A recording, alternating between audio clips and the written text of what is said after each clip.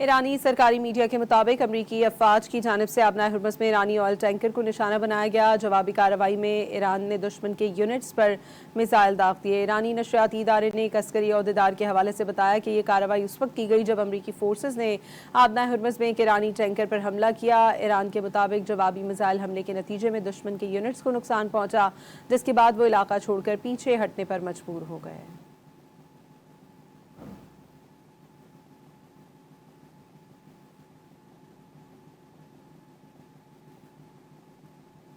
आबनाए Hormuz में अमरीकी फ़ौज की ईरानी ऑयल टैंकर पर फायरिंग का वाक़या पेश आया है। ईरानी सरकारी मीडिया के मुताबिक अमरीकी अफवाज की जानिब से आबनाए हुर्मुज़ में ईरानी ऑयल टैंकर को निशाना बनाया गया। जवाबी कार्रवाई में ईरान ने दुश्मन के यूनिट्स पर मिसाइल दागे हैं। ईरानी नशरियाती इदारे ने एक अस्करी अहदेदार के हवाले से बताया है कि यह कार्रवाई उस वक्त की गई जब अमरीकी फोर्सेज ने आबनाए हुर्मुज़ में एक ईरानी टैंकर पर हमला किया।